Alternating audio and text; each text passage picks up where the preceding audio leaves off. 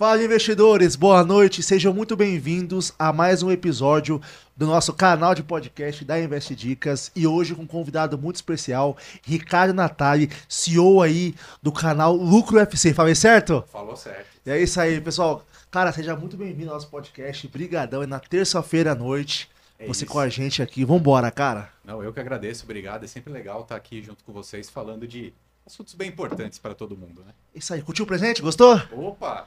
Show de bola, deixa eu mostrar aqui para a câmera. Uma carteira para guardar aí os seus investimentos, o seu dinheiro, você que tem bastante. A gente encher essa carteira. É aqui. isso aí. Encher essa carteira até o final do programa. É isso aí. Ricardo, mais uma vez, cara, Obrigado, brigadão viu? pela sua participação, tá? A gente hoje aborda muito tema sobre investimentos, educação financeira, que é o que a nossa sociedade está precisando, tá? Hoje a gente vive num mundo onde as pessoas não investem, onde as pessoas acabam investindo não, né? Perdendo dinheiro em coisa errada, buscando aí lucros expressivos e de imediato, querer tudo para ontem, nada, não quer ser parte de um processo, quer tudo para ontem, né? Então, mais uma vez aí, brigadão pela sua participação. E vamos começar aqui falando da sua vida, cara, da sua trajetória, como que você fez aí para ter esse sucesso hoje no YouTube, nas redes sociais, como é que foi Muito essa bem. trajetória, cara? Não, vamos nessa. Eu acho que é importante mesmo a gente falar, porque a ideia dos investimentos é a gente falar para todo mundo mesmo. Porque eu até brinco que os investimentos, eles são necessários, é uma necessidade básica hoje em dia, né? E a gente não pode se afastar muito disso. Porque tem muita gente que às vezes vai achar, pô, é difícil, muito complicado, precisa de muita matemática, e não é. E esse é um primeiro mito, né, para a gente trazer aqui. A pessoa não pode se afastar dessa questão da educação financeira do dinheiro, porque o dinheiro faz parte do nosso dia a dia. Então, se a gente não souber lidar com ele, a gente vai ficar para trás. A gente vai cair em várias armadilhas, em várias coisas erradas, como essas coisas dos joguinhos que tem aí, ganho muito rápido, que acaba sendo mentira, né? Então, assim, é muito necessário a gente entender. O meu começo, com essa minha carreira de educação financeira, ele começou porque eu comecei a investir para mim e para minha esposa. Na época era minha noiva, e aí eu brinco que é aquele negócio que você tá querendo virar gente grande. Aham. Né? Eu lembro que eu devia ter uns 20 e poucos anos, e aí estava começando a pensar em casamento, e aí eu comecei a fazer umas contas assim, pensei, pô, como que os adultos fazem, né, para bancar a casa, mais um monte de coisa. Eu pensei assim, pô, o salário que eu tenho não dá para fazer isso, como é que faz, né? Aí eu lembro que naquela época eu comecei a ler alguns livros, eu li aquele livro do Gustavo Cerbasi, que é Os Quem tem- Casais tá. Inteligentes Enriquecem Juntos.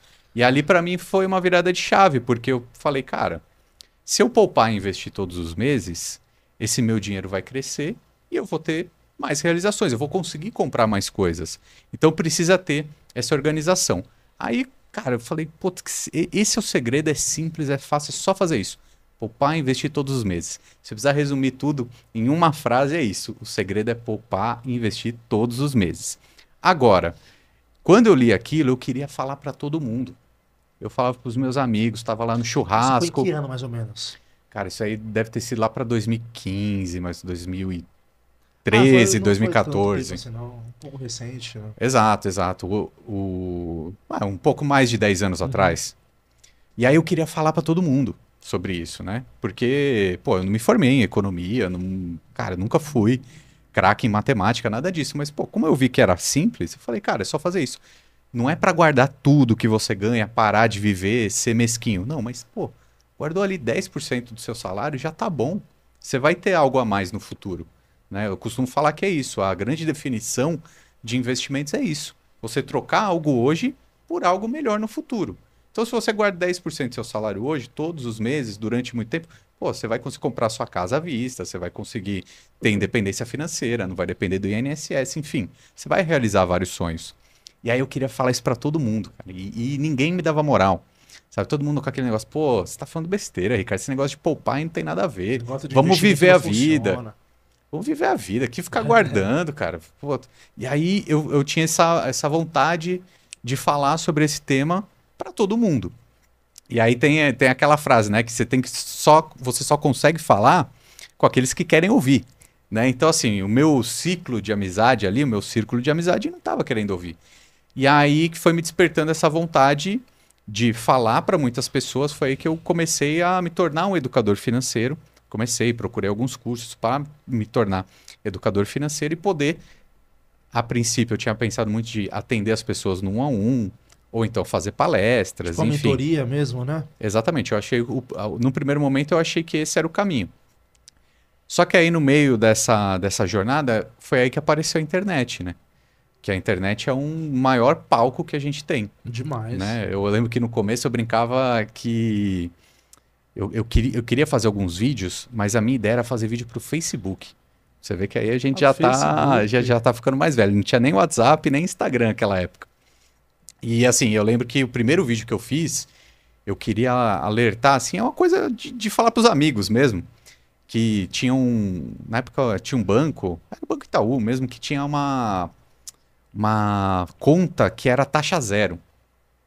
E, pô, você falou, cara, um bancão com taxa zero, todo mundo tem que aproveitar isso aí. Eu lembro que eu queria falar isso pra Novidade todo mundo. boa. Não, e assim, ia vencer o prazo pra não existir mais essa conta, assim, daqui a 10 dias. Então eu falava, cara, Caramba, eu cara. preciso falar pra todos os meus amigos isso. Aí liguei a câmera do celular, gravei, parecia um robô falando, muito ruim. Mas eu falei, cara, Você gravou quantas vezes pra postar lá? não, eu gravei uma só. Ah, sério? Gravei uma só, Caramba. só que ficou horrível. Mas aí eu não me importei, porque eu falei, na edição eu tentei melhorar, Ah, pra tá, falar a tá. verdade, mas não ficou ruim. E aí eu falei assim, a mensagem é boa. O apresentador tá muito O que ruim, importa é o conteúdo, né? mas a mensagem eu queria passar. Eu falei, quer saber? Vou postar. Aí postei no Facebook. Aí eu comecei a fazer um ou outro vídeo, né? Você vai pegando a manha depois. Foi aí que eu presenciei que o YouTube poderia ser um caminho. Porque eu fui numa palestra também, ainda nesse círculo de educação financeira, numa formação que eu estava fazendo, que eu encontrei uma youtuber na época, que era a Mirna, Economirna, que é um canal de finanças, que hoje em dia não está mais tão forte assim, ela está mais no Instagram do que no YouTube, mas ainda tá. E já é um canal com mais de 1 milhão de seguidores. Na época, ela tinha 60 mil seguidores. Caramba, cara. E eu não tinha nenhum, né? Então, nesse evento de formação de educadores financeiros, ela era a mais popular, por quê? Pô, 60 mil pessoas. Eu lembro que na época eu brinquei, lota um estádio, né? Nota um estágio. E o resto das pessoas que estavam ali, pô, no máximo ia conseguir fazer uma palestra na sua cidade, coisa pouca, né? E só que ela ainda era meio que os primórdios da internet, então ninguém também estava dando tanta moral assim para ela. Ela estava super acessível. Aí eu conversei muito com ela e ela me mostrou assim que o YouTube estava sendo um caminho muito bom para ela. Eu falei, pô, vou produzir vídeo pro YouTube então, porque eu tinha esse desejo de falar. Aí o YouTube de repente era um palco muito grande. Naquela época só devia ter Natália Arcuri, Thiago Nigro, ainda Começando. começando, então eu comecei numa época muito boa. Eu comecei a fazer um vídeo Pegou por aquele semana. boom. Pegou aquele boom da internet, né? Total. Comecei a fazer um vídeo por semana. Aí foi fluindo, depois mudei para 2 por semana, 3 por semana, enfim. Isso já fazem 7 anos. Caramba, cara, que legal. E aquele boom da pandemia também, né, cara? Que as pessoas ficavam em Foi. casa assistindo o podcast. Exatamente, é. O meu caso não acaba sendo um podcast, são vídeos educativos, de 10 a 15 minutos. Sim, sim, sim. Que ainda é um formato que eu gosto muito, né? Porque eu acho que quando você tem 10 minutos para falar, você consegue colocar começo, meio e fim. E você consegue ser mais objetivo, né? E às vezes até entrar em alguns detalhes. É. Porque se você vai fazer um vídeo de 1 minuto, para mim é uma dificuldade colocar muito conteúdo num vídeo de 1 minuto pro Instagram, por Ah, é exemplo, ou pro difícil, mano, Shorts. é difícil um short no Instagram, né? É um Exatamente, pouco difícil. Resumir tudo assim, É. ser objetivo, entregar o que você quer entregar. É um exatamente. pouco difícil. Aí hoje né? em dia eu produzo 3 vídeos por semana, lá no meu canal do YouTube, falando sobre diversos tipos de investimentos, né? Eu defendo muito essa ideia da diversificação, né? Para mim, eu acho que esse é o principal pilar, né? Então eu falo de investimentos, seja de renda fixa, tesouro direto, investimentos no exterior, fundos imobiliários, ações, enfim, até mesmo criptomoedas. Eu acho que essa carteira diversificada é que faz o investidor ganhar o jogo. Show. Você comentou agora há pouco sobre a sua esposa, quando você foi casar, enfim. Poxa, cara, eu passei por isso também, viu? Eu casei, você casou quantos anos? Eu casei com 31. Pô, cara, eu casei com 23 anos. Nossa, casou cedo demais. 23 anos. E assim, cara, eu tinha acabado de me formar, se eu não me engano. Só eu acabei de me formar. E, cara, 23 anos você tá no começo da vida ainda, né? Você não tem muitas coisas, muitos bens, enfim e tal. E, cara, eu não investia. Eu não Claro. investia. Então, assim, quando eu fui casar, cara, foi um contraste muito grande. Você comentou, a gente tá querendo virar adulto. É, Então, cara, eu gastei tudo que eu tinha no casamento, né? Na casa, mobília, não sei o quê. E 23 anos. Você sim. fala, cara, ferrou. Total. Se Mas faltar, quem sabe, vai cobrir ali, cara? não vai cobrir, Não né? vai Você tem cobrir. que se virar, Tem né? que ser, Aí exato. você virou gente grande na marra, Na né? marra. Mas sabe que eu acho complicado mesmo para quem é jovem investir? Porque assim, obviamente, quanto antes você começar, Melhor, né? melhor porque os juros compostos vão trabalhando para você, né? Mas ao mesmo tempo, eu fico pensando, pô, uma pessoa que tem 18, 19 anos, se ela já começar a investir, cara, seria lindo, mas acho muito difícil. Por quê? Porque essa pessoa está investindo nos estudos dela, né? Tá pagando a faculdade, às vezes está fazendo algum estágio, não é tão bem remunerado assim. Então, talvez essa pessoa que esteja entre 18 e 22 anos, talvez o melhor investimento para ela nem seja o mercado financeiro ainda, talvez seja a Não, sua investir em você mesmo, na sua profissão, aquilo que vai te trazer dinheiro para o futuro. Por isso que eu brinco um pouco com essa ideia do quando que você vai realmente virar adulto, né? Quando tem essa chavinha que aí sim que eu acho que é o momento de você fazer um bom planejamento, seja para um objetivo de, sei lá, curto ou médio prazo, de repente um casamento, porque para mim foi isso, né? Eu tinha aquele objetivo do casamento, da lua de mel, e tudo mais. Então eu também gastei praticamente toda a minha reserva ali naquele momento. Mas como eu já tinha esse conhecimento, esses planos, cara, no mês seguinte do casamento eu já estava morando num lugar que atendia o padrão de vida, mas que eu já conseguia poupar para os próximos sonhos, objetivos e aposentadoria, né? Então, quanto antes começar, concordo. Mas talvez aquela pessoa que esteja no começo da sua vida profissional seja muito é difícil difícil, é. reservar. É difícil. Se você é uma pessoa que mora com os pais, não paga muitas contas dentro de casa, é um pouco mais fácil. Eu tenho alguns primos, alguns parentes que eu falo, poxa, você hoje mora com seus pais, então aproveita para investir agora, para juntar agora, para guardar agora. Porque lá na frente, se você não aumentar os aportes, É. ganhar um pouco mais, melhor, é difícil. Então aproveita que você não paga muita conta. Ah, o pai fala assim, filho, paga aqui uma internet de 100 reais. Poxa, então dá pra você investir, né? O pai também às vezes ajuda a pagar a faculdade, pagar algum curso. Eu gosto muito de falar de casamento, cara, porque eu vi um estudo de que, cara, a estrutura do casamento hoje, nós sabemos que é o amor. O amor é tudo no casamento. Mas deixa faltar o leite do seu filho pra você ver se vai ter amor. Sim. E eu conheço muitas pessoas, até na minha família, que hoje se divorciaram por conta de questões financeiras, tá? Eu tenho um amigo meu, que trabalha comigo, que ele falou pra mim assim, achei um pouco estranho. E é casado. Ele falou assim, poxa, minha esposa não sabe quanto eu ganho, eu não sei quanto ela ganha. Eu falei, como não, cara? Ele falou, não, eu pago minhas contas, ela paga as dela. Às vezes, quando a dela, ela gasta um pouco mais no shopping, uma coisa assim, ela pede meu dinheiro emprestado, aí eu pago a conta dela, ela me devolve. Eu falei, nossa, cara, que coisa estranha, que negócio ridículo. Porque, cara, se você ganha 5, ela ganha 5, os dois, o casal ganha 10. Sim. Né? Falta claramente um objetivo em comum, né? Exatamente, cara. Eu acho que é mais ou menos isso, assim, você só vai investir, pensar num futuro melhor se você conseguir entender que aquilo que você guarda hoje vai se tornar algo maior no futuro, né? Então, poxa, por que que eu vou deixar de ir no shopping e comprar um tênis?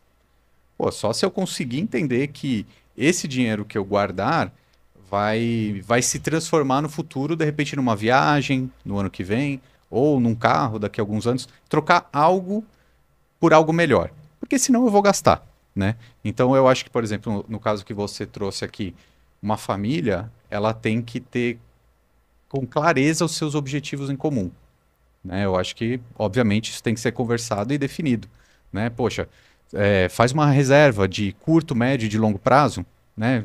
Faz um orçamento familiar e guarda. Olha, esse também pode ser o maior dos segredos, tá? Que é não esperar o final do mês para você guardar, para você poupar e investir.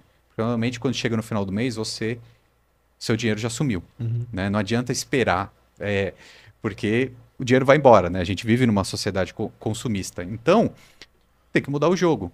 Como? No dia que você recebe seu salário, você retira aquele valor pré-determinado, seja 10%, 20%, o quanto você conseguir, tira da sua conta e manda para sua corretora. Não precisa nem investir naquele dia, mas tira o dinheiro para você salvar aquele dinheiro do seu gasto. Pô, faz sentido, é verdade. Não, essa daí eu acho que é uma das melhores dicas de organização financeira. Por quê? Pensa comigo.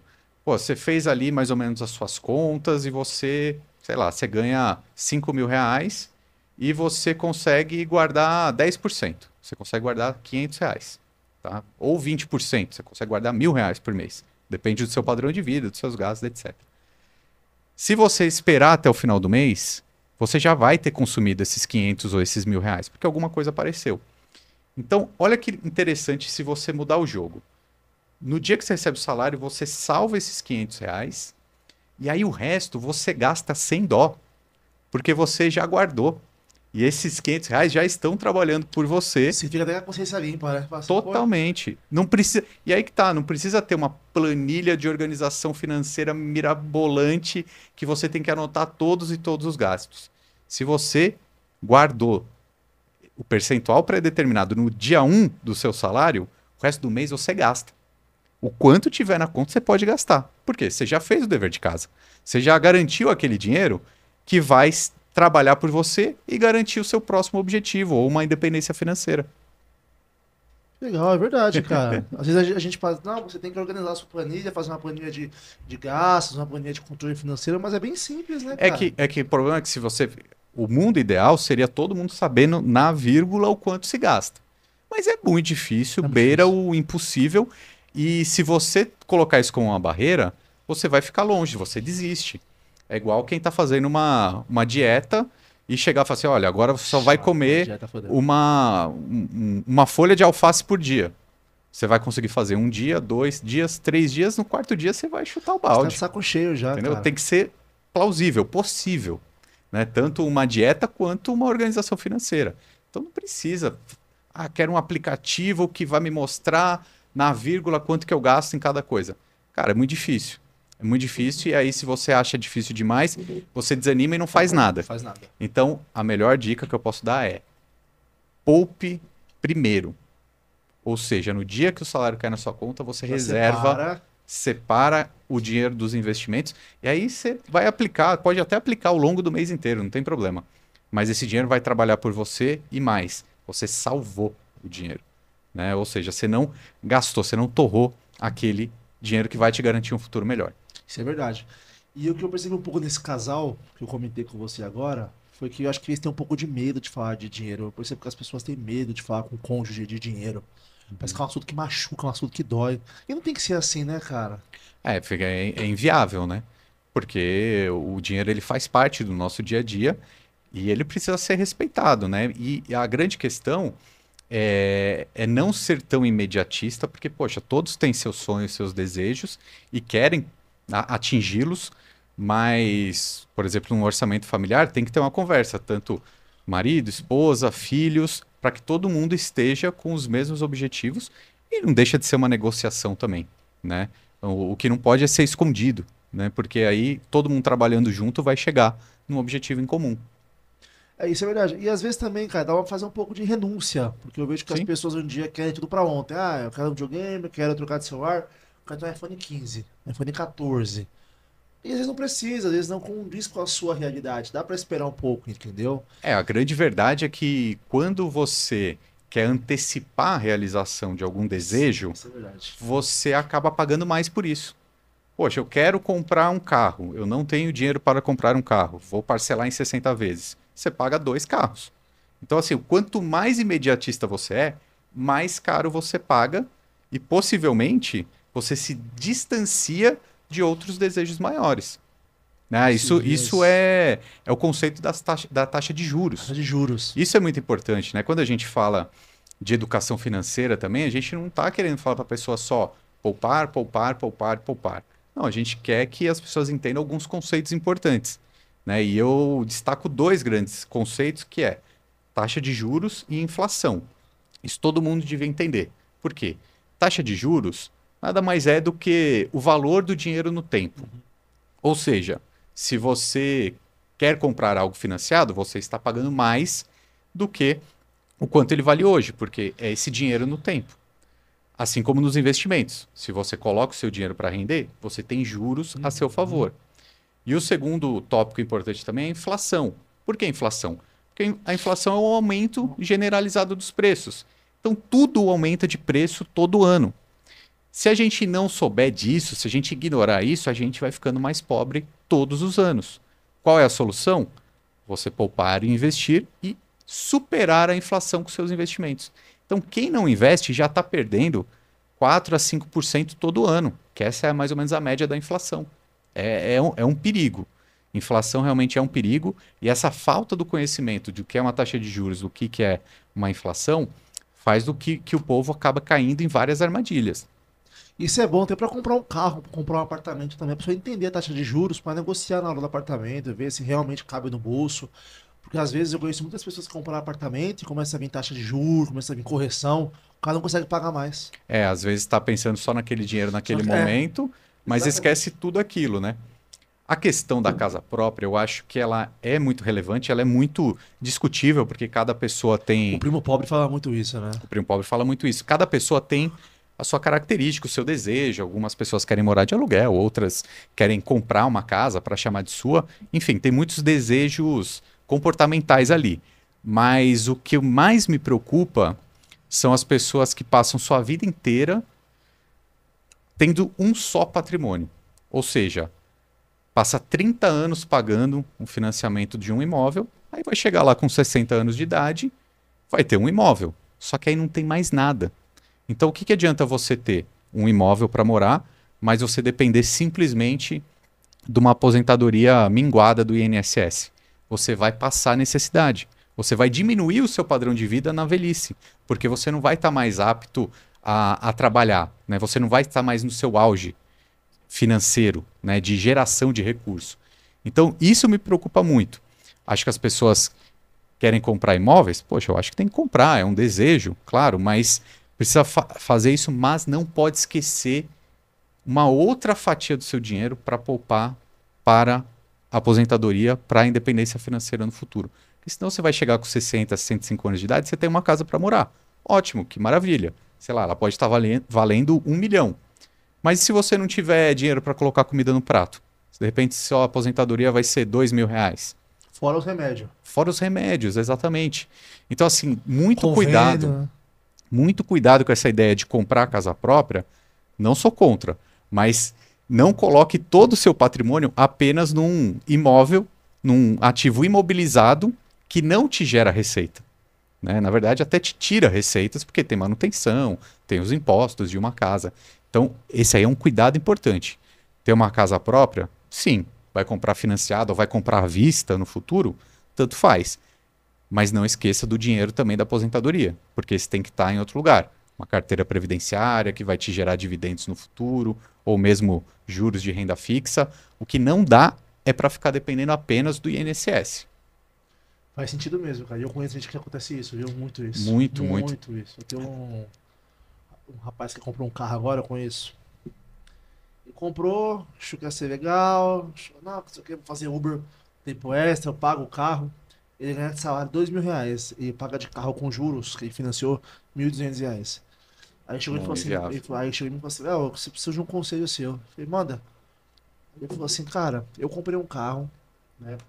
Eu tô pagando R$ 1.200 de carro, fora a gasolina, e eu ganho tanto. O que eu faço, cara? Eu falei, duas coisas que você faz. E o quê? Ou você aumenta seus ganhos, ou você vende o carro. Sim, Aí, antes aqui, mas vendeu o carro. Eu falei assim, irmão, vende o carro. Eu falei, você não pode ter carro. Você ganha 2 exato. mil. Exato. Infelizmente, essa é a realidade. Tem Tem que algumas fazer, pessoas cara. que não devem ter um carro. Tem Eu que ter um costumo carro, brincar cara. que o sonho do carro próprio, ele acaba sendo uma grande armadilha, principalmente para a classe média. Porque a classe média tem um salário que fala assim, poxa, essa prestação aqui cabe no meu bolso.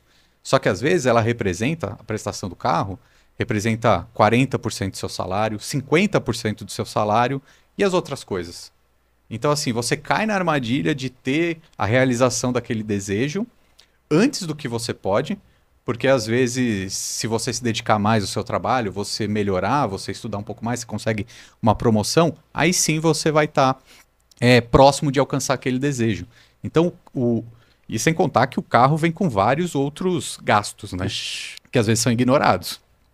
manutenção. Esse dia tava vazando óleo do carro, enfim.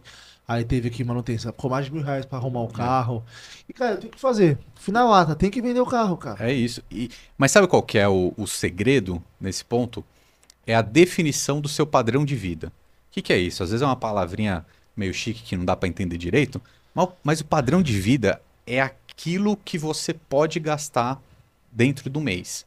Então, assim, se você quiser ter um padrão de vida mais elevado do que realmente você pode, você vai acabar ficando devendo em algum momento. O que é isso? É a definição.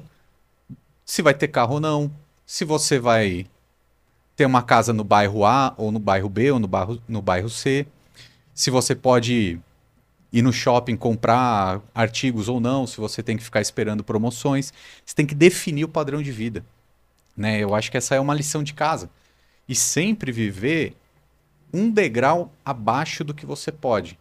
Então, se você ganha 5 mil reais por mês, pô, se você colocar na sua cabeça, não ganho 5 mil, eu ganho 4.500. Porque 500 eu vou guardar. Então, você define o seu padrão de vida um degrau abaixo. Não posso ter determinado carro, ou vou ter que andar de ônibus, ou não posso ir almoçar ou jantar num restaurante caro, eu preciso ir num restaurante barato. Isso é padrão de vida, né? Essa definição aí muda o jogo. Eu tive um conselho alguns anos atrás, que foi meu gerente na época da empresa que deu pra mim. Alessandro, o nome dele. Alessandro, um beijo na sua vida aí, um abração, que ele acompanha a gente aqui no nosso canal direto, mora no Rio de Janeiro. E na época eu era um jovem ainda, né? Sou jovem, tô com 26 anos, eu era um pouco mais recém-formado. E eu recebi uma promoção no trabalho, né? Eu ia virar aí analista financeiro sênior. E eu ia ganhar um pouco mais. Aí eu falei assim, pô, Sandrinho, agora eu vou fazer isso, isso, isso, isso e isso. Aí ele falou assim, Léo, vem aqui rapidinho, deixa eu te falar com você aqui. A gente é amigo, eu sou seu chefe, a gente é amigo, a gente tem uma relação muito boa. Próximo, eu vou te dar um conselho hoje. Que eu aprendi na raça e eu aprendi na dor. Então eu não quero que você aprenda na dor. Cara, você recebeu aumento? Legal, você mereceu. Mas viva e esqueça desse aumento. Finge que esse aumento não aconteceu. Não aumente seu padrão de vida. Continue no estágio que você tá. Esse dinheiro que você foi promovido, investe. Viva hoje com o seu salário atual, esquece a promoção. Isso lá na frente, cara, vai te fazer uma diferença absurda. E eu fiz isso. Aí eu comecei a pesquisar no investimento. Ele era de banco. Ele era agente de banco na época, né? E eu falei pra ele, pô, Sandro, então me ajuda aqui, vamos montar uma carteira aqui pra mim. Só renda fixa pra gente brincar um pouquinho, ver como é que funciona e tal. Aí eu comecei a entender o que era investimento. Comecei a ver, pô, todo mês pingando ali, você tem que mais aportar. Aí eu ia comprar qualquer coisa, comprar um copo. Pô, mas se eu comprar ação de tal empresa, eu vou ganhar tal. Então eu não vou comprar um copo, não. Sim. Entendeu? Então você começa a ficar paranoico, né? Não, e é interessante também a gente pensar o seguinte, que não adianta apenas guardar, apenas poupar. Porque pensa assim, pô, digamos que você teve esse aumento salarial, e aí você fala, não, vou fingir que eu não tive aumento, eu vou continuar mantendo meu padrão de vida com aquela receita que eu tinha antes. E aí vai ter um diferencial. Vamos chutar que esse diferencial seja R$ 1.000. Você tinha um salário de 4 mil, foi para 5 mil. Pô, então eu vou guardar R$ 1.000. Cara, guardar não adianta. Você tem que colocar esse dinheiro para trabalhar. Então você tem que investir esse diferencial, Tem que girar, né? esses R$ 1.000. Por quê? Porque o efeito dos juros compostos nesse valor mensalmente vai ser exponencial. O que é isso? No começo parece que é pouco. No começo parece que não é nada. No começo parece que você só está deixando para lá esse dinheiro. Mas quando a gente começa a colocar o médio e o longo prazo, isso aqui vira uma máquina de dinheiro. Por quê? Porque o montante vai crescendo e aí, conforme esse montante de dinheiro vai crescendo, mais juros vão incidindo. E aí, de repente, você vai estar com uma renda passiva que vai garantir que você possa até se aposentar, sair do seu trabalho ou ter algum outro tipo de autonomia financeira, né? Essa é a grande questão, você colocar essa máquina para girar. Como eu falei, às vezes o começo ele pode ser meio difícil. Tem um vídeo que eu coloquei lá no meu canal que a gente fala do milagre dos R$ 100.000. Pô, o que é isso?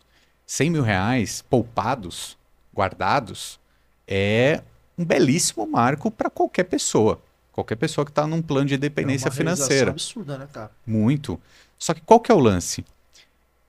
É muito difícil você chegar nos primeiros R$ 100.000, se você começa do zero. Você fala R$ 100.000 investido? R$ 100.000 investidos, né? isso. Tá. Pode ser muito difícil você alcançar R$ 100.000 investidos. Pode ser, de repente, que vai demorar algo em torno de 6, 7 anos, dependendo do quanto você aporta por mês. Só que pensa o seguinte, mesmo que demorar 7 anos para você chegar em R$ 100.000, os próximos R$ 100.000 você consegue na metade do tempo, mais uns 4 anos. Os próximos R$ 100.000, de repente você vai conseguir em 3 anos. Os próximos em 2 anos. Cada bola de neve. Por causa da bola de neve do dinheiro, do patrimônio. Seu patrimônio cresceu e ele trabalha por você. Então, os primeiros 7 anos você demorou para conseguir 100 mil reais. Os próximos 7 anos, ou seja, 14 anos a partir de hoje, você vai ter, sei lá, 500 mil reais, 600 mil reais. Você não precisa mais do dobro do tempo para dobrar o patrimônio, você precisa de menos tempo. Por isso, a dica é começar o quanto antes. Cara, uma pessoa que tem 1 milhão de reais bem investido, dá pra se aposentar? Dá Bem pra, investido aí. pode se aposentar Ah, tranquilamente se tiver um padrão de vida adequado para isso. Vamos chutar, uma pessoa que tem 1 milhão de reais, ela tem um rendimento próximo de 1%, só para ficar fácil a conta, essa pessoa gera 10 mil reais por mês de renda passiva. Tá? Ah, mas é difícil conseguir 1% ao mês numa larga escala? Tá bom, vamos diminuir para 0,8%. Ou seja, essa pessoa tem uma renda passiva de 8 mil reais por mês. Dá para viver com 8 mil reais por mês? Algumas pessoas que estão assistindo a gente vão falar, pô, tranquilo. Outras vão falar, de jeito nenhum. Aqui na minha cidade, não compro nem um picolé com esse preço. Sei lá.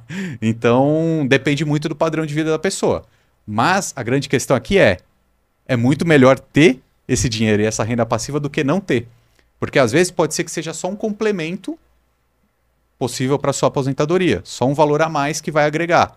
Mas pode ser que seja tudo. Então, a grande meta é conseguir acumular um patrimônio relevante o mais rápido possível. Porque aí os juros trabalham muito mais para você, enquanto você tira o pé totalmente do acelerador até não precisar trabalhar mais. mas o cara que tem 1 milhão de reais, tira, sei lá, 0,8, 8 mil reais por mês, como que esse cara vai reinvestir o dinheiro? Também é importante isso, né? Ele pode manter a estratégia de aplicar 10% disso. Então, por exemplo, se ele acha que 8 mil reais ele já está completamente independente financeiramente, tá? 8 mil reais é o padrão de vida dele, ele pode pegar essa renda passiva, tira 800 reais, tira 1.000 reais para continuar aplicando, né? Para manter o padrão, né? Para manter o seu investimento superando a inflação, né? Isso é Porque importante. senão ele perde poder no tempo, ele perde poder de compra. Vai né? diminuindo, vai diminuindo o patrimônio. Então, assim, o melhor dos conselhos é, poxa, eu preciso de 8 mil reais para o meu padrão de vida. Acumula um pouquinho mais. De repente, ao invés de você sacar esse dinheiro mensalmente, fica mais um aninho investindo, porque aí você fica mais tranquilo. De repente, sua renda passiva já é 10 mil, você só precisava de 8. Então, você consegue ainda guardar 2. Né? Então, você fica muito mais seguro. Mas aí que tá. Quando você chegar nesse momento, você já está bem. O difícil foi o começo. O difícil foi chegar no 1 milhão. Porque agora é residual. Agora você pode decidir quantas horas por dia você vai trabalhar ou não. Qual o emprego que você quer ou você quer empreender. Se você tem um colchão, uma reserva financeira, você fica mais livre para tomar decisões. É isso que eu chamo de autonomia financeira. E tem que ser um passo a passo. Buscar esse patrimônio que vai gerar renda e vai garantir sua autonomia. Então, quando a pessoa fala de liberdade financeira, então a pessoa tem que ter investido de renda passiva o que ela gasta já mensalmente, né? Ou não. Exatamente. Eu acho que tem alguns conceitos que não são escritos na pedra assim, mas a gente pode falar sobre eles. Eu, pelo menos, eu divido um pouco. Independência financeira, esse termo para mim, é aquele mais longe possível. É como se fosse realmente a aposentadoria. Vender tudo e morar na praia e viver de Fazer boa, mais não precisa porra fazer nenhuma. mais nada, nada. Por quê? Você já é completamente independente. Então, sei lá, se o seu padrão de vida for 10 mil reais, você já tem uma renda passiva de 20 mil reais. Então, você realmente não precisa fazer mais nada. A não ser que você queira. Né? Para mim, isso é independência financeira e acaba sendo um sonho, um desejo, muitas vezes distante. E a gente tem que tomar cuidado para não desmotivar a pessoa. Tá? Porque às vezes você vai precisar investir mesmo durante 20 ou 30 anos para chegar na independência financeira. Mas, poxa, de repente, em 5, 6, 7 anos, você já atingiu o que eu chamo de autonomia financeira. Que é o quê? Você já tem uma reserva, você já tem uma certa renda passiva, que agora te permite tomar algumas decisões que você não podia antes. Por exemplo, ir no supermercado e comprar aquela marca que hoje você não pode. Mas se você já tiver uma certa renda passiva, ainda não é independência. Mas se você já tiver uma certa entrada, você já pode se dar ao luxo de algumas coisas. Você já pode, por exemplo, decidir mudar de cidade. Você pode morar em outro lugar. Você pode aceitar um emprego só que você goste. Você pode pedir demissão do emprego que você não gosta. Por quê? Você já atingiu um patrimônio relevante. Não é o suficiente ainda para independência, mas já é uma autonomia, né? A liberdade, o que você acha? Está mais próximo de uma autonomia ou de uma independência? Não sei, é um termo conceitual que a gente pode debater, né? Isso é verdade, isso é verdade. E as pessoas procuram muito, quero liberdade financeira, enfim, mas E aí sabe ó, uma a gente. coisa que muda também? É que os seus conceitos de liberdade financeira podem mudar também. Porque assim, digamos que você tenha um salário de R$ 4.000. Sei lá, se atingir um patrimônio de R$ 500.000 que já geram esses R$ 4.000 por mês de renda passiva. Na teoria, você já está aposentado. Você já está independente financeiramente. Só que quem disse que agora você acha que R$ 4.000 é o padrão de vida que você quer? Às vezes você muda, Faz sentido. né? De Verdade. repente, nossa, minha meta é chegar em R$ 1.000.000. Aí de repente você chega. Pode ser que você dobre a meta, porque você fala, pô, não, ainda não é o suficiente, porque quero viajar mais, quero ajudar minha família. Então isso vai mudando ao longo do tempo. O ponto que eu trago é muito melhor você ter uma reserva, um patrimônio e ir adequando isso ao longo do tempo do que não ter, né? E o único jeito de construir é fazendo isso mensalmente. Trabalho de formiguinha mesmo. Isso é verdade. Cara, quando eu atingi ali meu patrimônio investido já R$ 10.000, eu fiquei tão feliz, cara. Eu falei, meu Deus do céu, foi tão difícil. Fiquei tão feliz, cara. Porque às vezes as pessoas falam, eu quero atingir 1 milhão, 100 mil. Mas devagarzinho. Todos os marcos são importantes. Eu acho que isso aí pode até gerar uma enquete aí de quem estiver assistindo a gente, né? Qual é o marco mais importante? É, isso Atingir aí. R$ 10.000 ou atingir R$ 100.000 ou, sei lá, R$ 1.000.000? Porque às vezes é o que você traz, né? Às vezes R$ 10.000, às vezes é aquele marco que vai te motivar, vai mudar a sua chave. Porque às vezes você está poupando, todo mês ali veio uma emergência, você teve que gastar. Mas aí você foi, manteve a disciplina, foi, atingiu os R$ 10.000. De repente começa até a ficar mais fácil. Não, e ficou bem mais fácil depois. Bem mais fácil. Até porque a gente, a gente tem que pensar o seguinte: quem está começando a investir precisa pensar muito mais nessa criação do hábito de fazer isso mensalmente do que pensar em altíssimas rentabilidades. Por quê? Porque, poxa, digamos que você investiu R$ 100 numa ação qualquer. E de repente essa ação teve uma valorização de 100%. Pô, seus R$ 100 viraram R$ 200. No fim do dia, isso não muda a sua vida. Por mais que você teve uma decisão super acertada, você depende muito dos aportes, crescer Não, o bolo. demais, demais. E o contrário também. Porque digamos que você colocou numa ação e ela caiu 50%. Você tinha R$ 100, aplicou, caiu 50%, agora você só tem R$ 50 investidos ali. Cara, também não tem problema. Você pode errar. Essa é a hora de errar. Porque com o aporte do mês que vem, você já está com É isso 150, aí. né? A hora de errar é no começo. Começou. E, cara, assim, a gente recebe algumas perguntas, eu queria ver a sua resposta, tá? Como é que a gente faz hoje, na nossa realidade, pra quem ganha pouco, pra quem tá casado, pra quem tá com filho, como é que a pessoa faz? Qual que é a estratégia que a pessoa tem que ter para começar a investir com pouco dinheiro? Porque a gente está falando que, poxa, eu investi 50%, 30%, mas nós sabemos que hoje esse valor não é a realidade de todo mundo. Se eu falar para as pessoas onde eu morava antigamente, ó, você tem que guardar 20% do seu salário, 10% do seu salário. A pessoa ria da sua cara. A Uhum, pessoa fala assim, pô, tá faltando dinheiro para comprar o gás, vou investir dinheiro. uhum, Como que as pessoas fazem para mudar essa mentalidade uhum. e começar a investir com pouco? Quando a gente fala na internet, a gente está falando para vários tipos de pessoas, Uhum. né? Pessoas que estão numa classe mais alta, uma classe mais baixa ou numa classe média. A questão de poupar e investir todos os meses, ela funciona para todos. Por quê? Porque o dinheiro no longo prazo, ele vai trabalhando por você. Então, é muito necessário. Mas talvez tenham pessoas que estão escutando a gente aqui que não tem nem o básico, né, todos os meses. Obviamente, antes de pensar em investimentos, essa pessoa precisa pensar em arrumar sua casa, né? Como? Cortando algum tipo de gasto, obviamente, que isso é o mais urgente, mas também gerando mais receitas, seja com renda extra ou investindo na sua educação para ter um emprego melhor, ser um profissional melhor e ter mais remuneração, né? Eu acho que sempre a gente tem que passar pelos tópicos de gerar receita, poupar e investir. Não adianta também a gente ficar pensando em investimento se a gente não está gerando receita. De repente não é no investimento que você precisa colocar sua energia. De repente sua energia está aqui na primeira etapa, que é gerar receita. Faz sentido. Gerou receita, tem que poupar. Eu acho que às vezes é mais difícil essa criação do hábito de poupar do que realmente investir. Por quê? Você teve a receita. Você precisa trocar um pouco dessa sua receita imediatista por uma receita maior no futuro, multiplicando ele através dos investimentos. E isso às vezes é uma barreira. Por quê? Porque a gente tem muitos estímulos de consumo. Mas a gente precisa virar esse jogo. Por quê? Porque senão lá na frente você pode sofrer. Né? Se a gente olhar alguns recortes, provavelmente quem está assistindo a gente aqui conhece alguém que está na terceira idade e está passando por necessidade. Ou trabalha ainda. Aqueles que conseguem, né? Consegue. Porque o mercado de trabalho também é cruel para quem é Cruel. mais velho. Né? Cruel. Então, o único jeito de virar esse jogo é poupando um pouquinho por mês.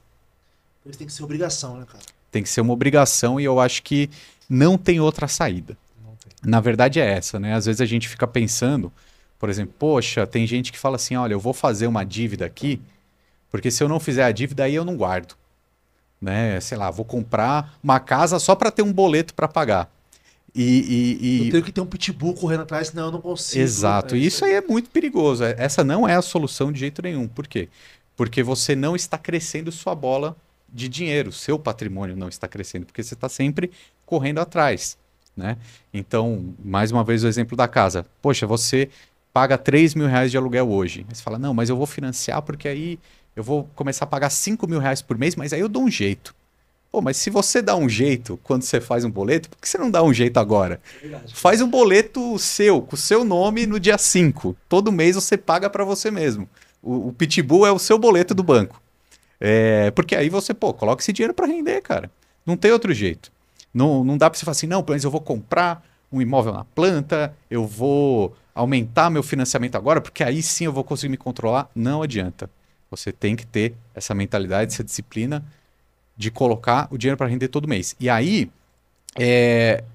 pode ser difícil no começo, mas depois é igual qualquer outro hábito. É escovar o dente, é tomar banho, sei lá, arrumar o carro. Faz parte de você. Faz já, parte, cara. cara. E quando você começar a gastar com bobeira, você vai lembrar, poxa, calma aí. Uma vez por mês. Uma vez por mês você vai guardar o seu dinheiro. Você vai entrar lá no seu banco, separar 10, 20, 30%, quanto der, e vai mandar para a corretora. Vira um hábito. Não, isso é engraçado, cara, porque eu conheço pessoas hoje que ela não consegue ver dinheiro parado. Ela não consegue ver dinheiro na conta dela. Ela tem que gastar o dinheiro. Tem que gastar o dinheiro. Enquanto a pessoa não gasta tudo, ela Sim. não sossega, cara. Não, mas ela pode gastar. Desde que no primeiro dia do mês ela guardou. A corretora segura o dinheiro, agora pode gastar à vontade. Agora tudo que tiver no banco pode gastar. Sem dó. Menos o limite, né? Limite. Menos o cheque especial, né? Cada banco chama de um jeito. Não, eu tenho uma história engraçada com meu tio, né? Meu tio era bancário, aí ele não tinha o hábito de investir, e ele acabou processando lá o banco. Todo mundo que processa o banco ganha, né? E ele ganhou uma bolada do banco, processo, né? E torrou tudo, porque a pessoa não tinha uma educação financeira bacana, né? Torrou o dinheiro. E ele deu tanta sorte, cara, que ele conseguiu processo com o INSS, ganhou teto, ganhava acho que 8 pau de aposentadoria por mês. Aí teve um belo dia, acho que ano retrasado, isso, ele me chamou, falou assim, velho, eu quero investir meu dinheiro, mas não sobra. Eu falei, como não, tio? Mas você não ganha bem de aposentadoria? Ele falou, ganha, mas não sobra pra investir. O que eu faço? Eu falei, tá, mas o seu gasto hoje, quanto que você gasta? Ele, não sei quanto eu gasto. Aí eu falei, tá bom. Eu fiz uma planilha pra ele, conta de padaria, uma planilha bem básica. Eu falei assim, tio, tá, aqui tem todos os seus streams, você usa tudo? Não, nem sabia que tinha. As meninas que já casaram, elas assinaram aqui, nem sabia que tinha. Vamos cortar? Vamos. Ah, iFood, dá pra diminuir um pouco? Dá. Vamos cortar? Vamos. Uber, dá pra cortar um pouco do Uber? Dá, vou cortar. Cara, a gente cortou algumas coisas básicas que tava naquele cartão de crédito dele. No outro mês, cara, sem brincadeira nenhuma, sobrou R$ 2.200 pra ele investir. Nossa, bastante, né? Que loucura. R$ 2.200, cara. Eu acho que esse seu exemplo aí, ele é muito bom, porque às vezes a gente despreza os pequenos gastos, né? Só que aí você tem um pequeno gasto aqui, com uma conta que você fez na internet, um pedido em algum aplicativo, você vai somando isso, é um valor muito robusto. Se a gente pensar, por exemplo, tem algumas contas que eu gosto de fazer do dinheiro no tempo mesmo, né? Então, sei lá, se você investir R$ 300 por mês durante 30 anos, você vai ter lá na frente mais de R$ 1 milhão. R$ 300 por mês. Eu lembro que eu fiz isso, fiz um vídeo sobre isso, aí um amigo meu falou exatamente isso. Falou, pô, eu tenho R$ 300 por mês, mas eu não invisto porque eu acho que é pouco.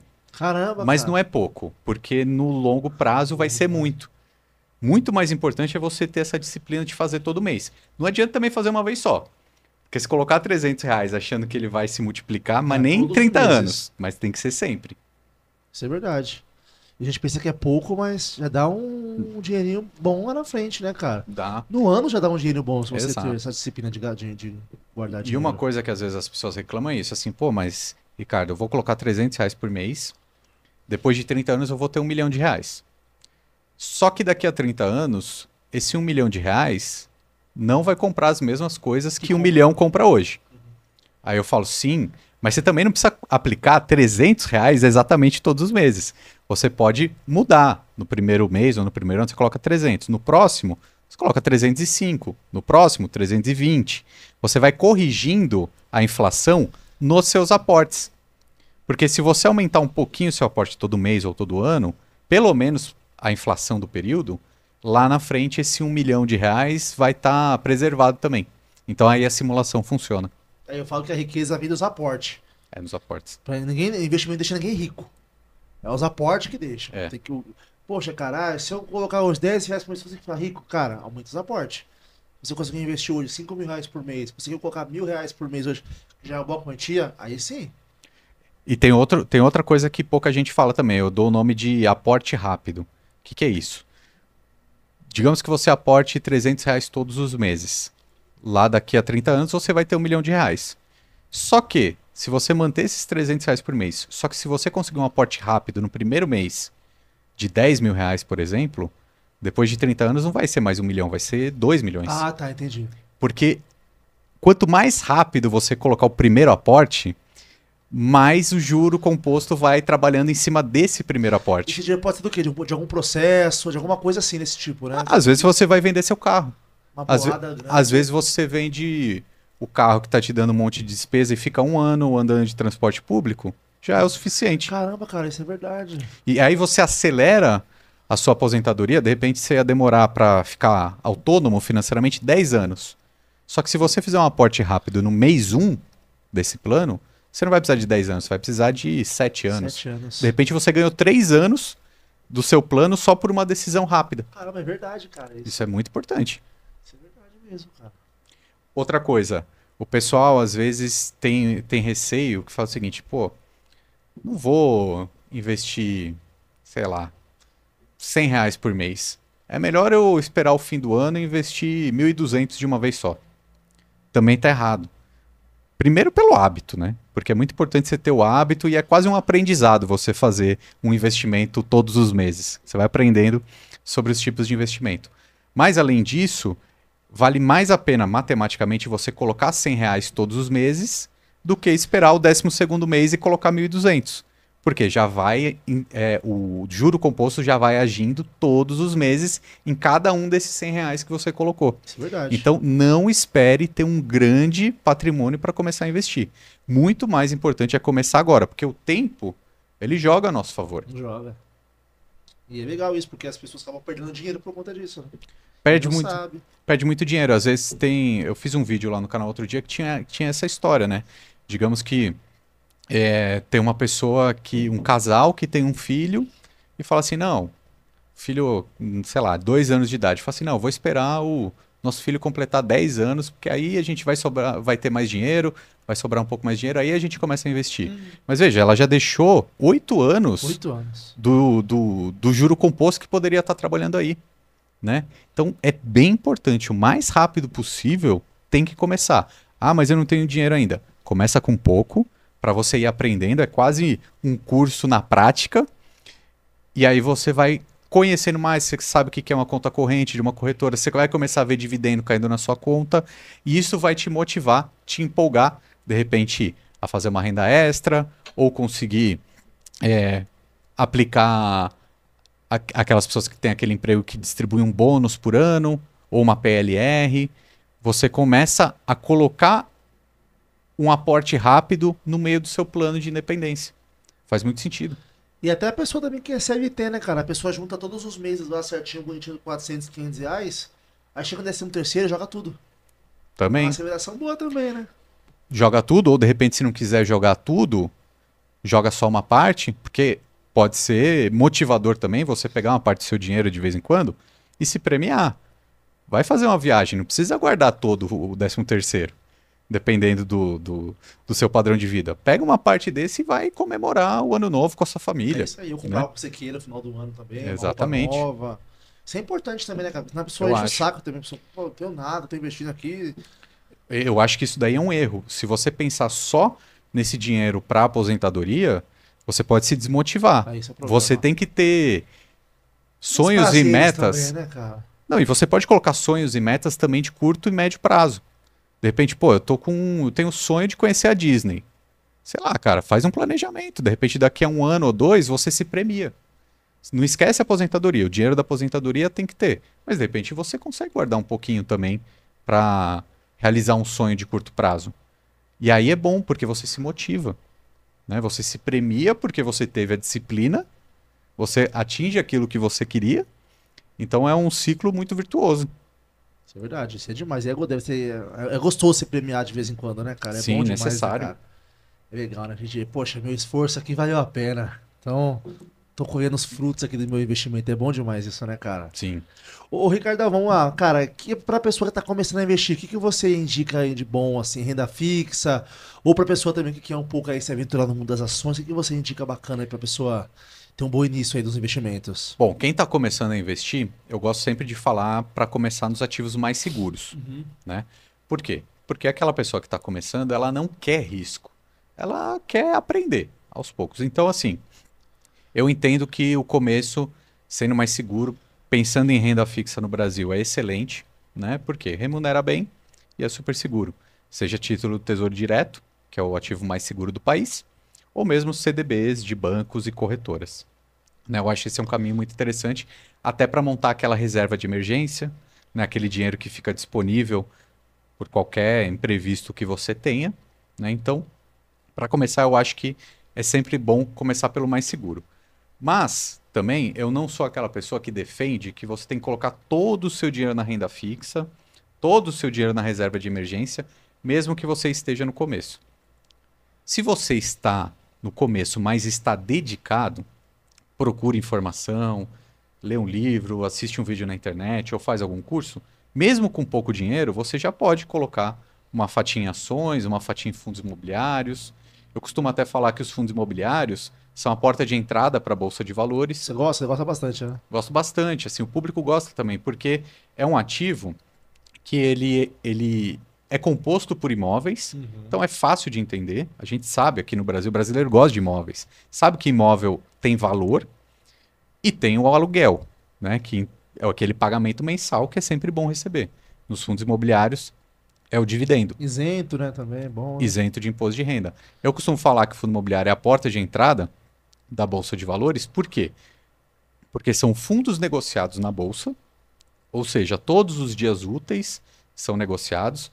Você entra na sua corretora, hoje em dia é super simples, vários aplicativos.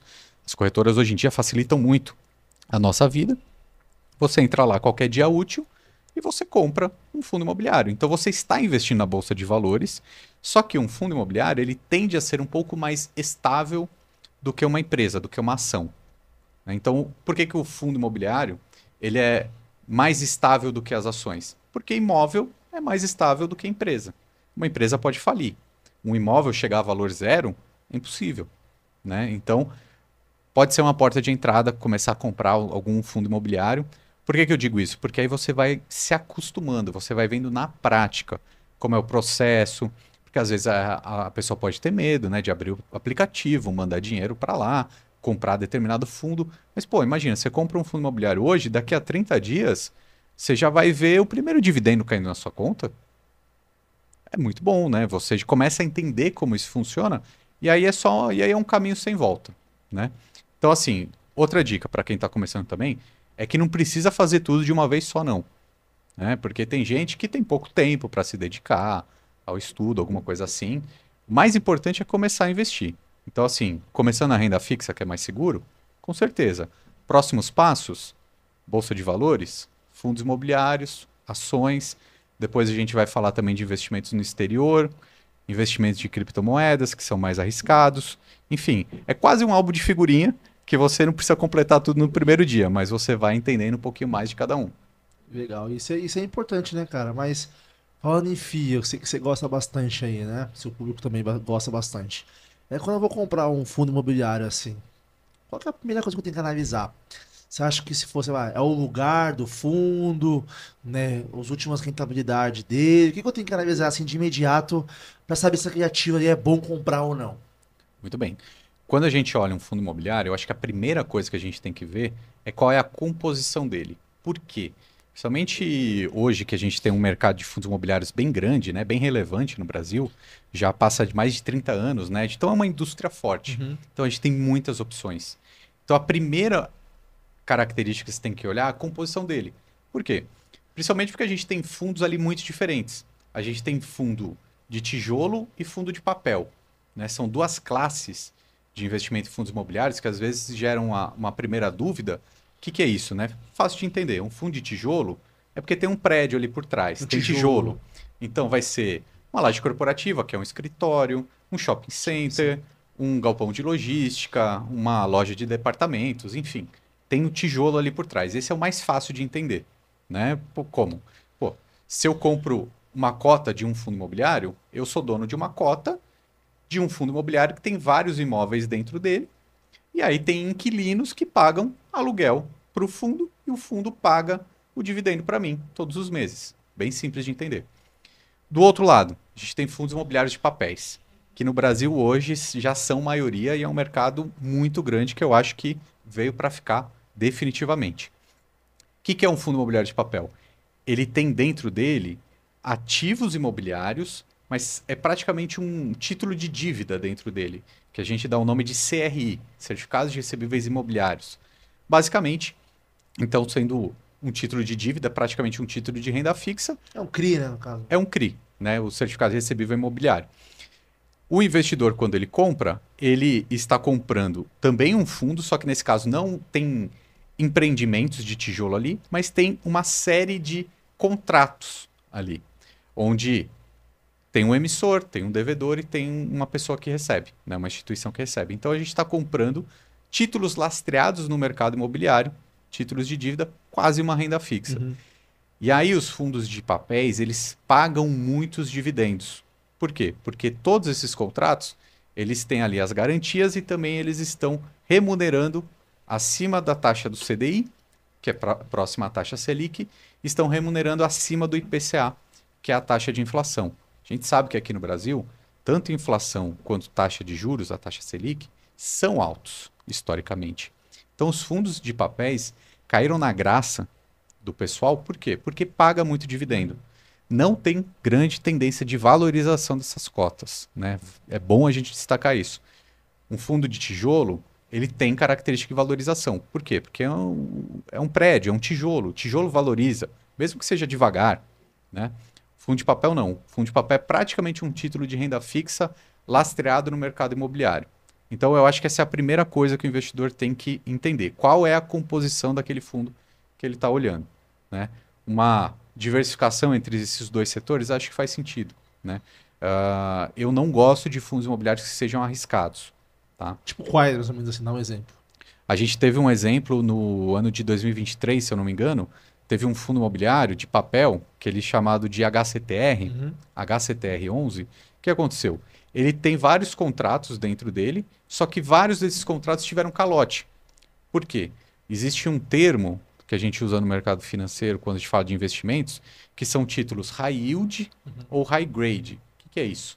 É a classificação de risco dessa instituição que vai pagar, né? Então, por exemplo, o HCTR11, tem outros também, como o DEVA11, caíram no mesmo problema que foi qual?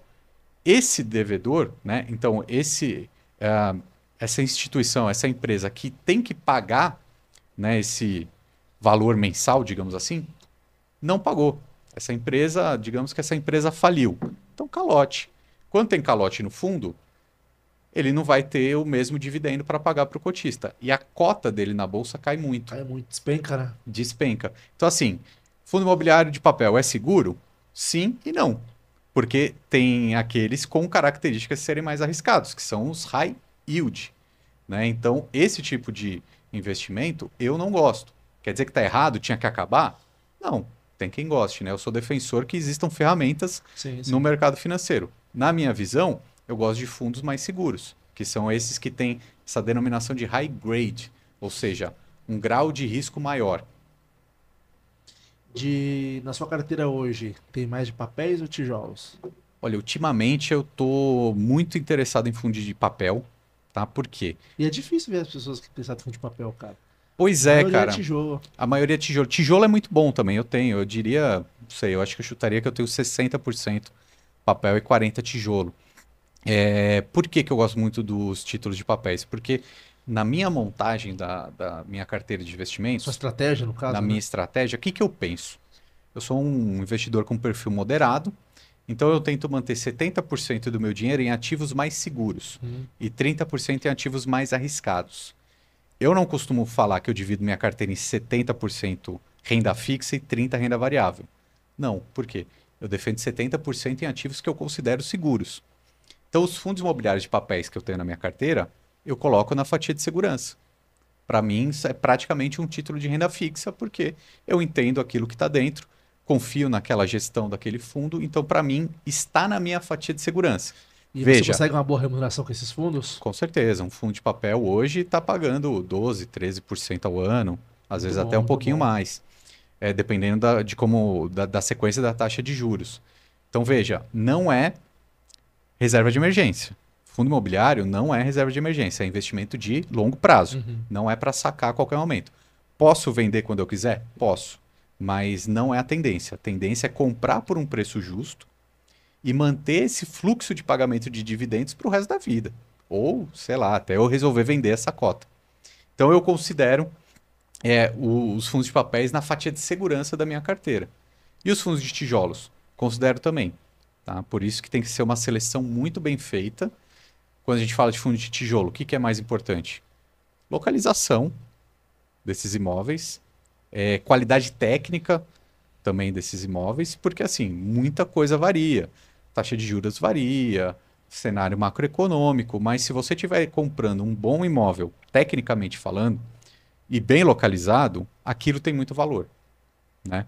Então, assim, por exemplo, alguns fundos que eu gosto muito são aqueles de renda urbana.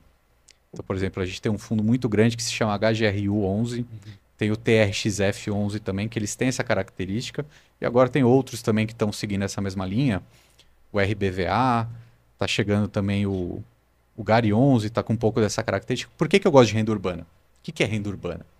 São ativos, às vezes, prédios que são alugados para loja de departamento, supermercado, instituição de ensino, bem localizados nas grandes capitais. Por que que isso é importante? Porque a localização desse tipo de segmento, ele é muito importante. Bom, o supermercado, ele não quer sair daquele ponto que ele já conquistou a clientela. Uma instituição de ensino não quer sair daquele ponto de jeito nenhum.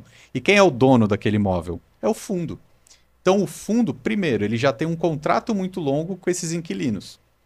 Segundo, mesmo que esse inquilino vá embora, vamos chutar Casas Pernambucanas, Carrefour, sei lá, Pão de Açúcar.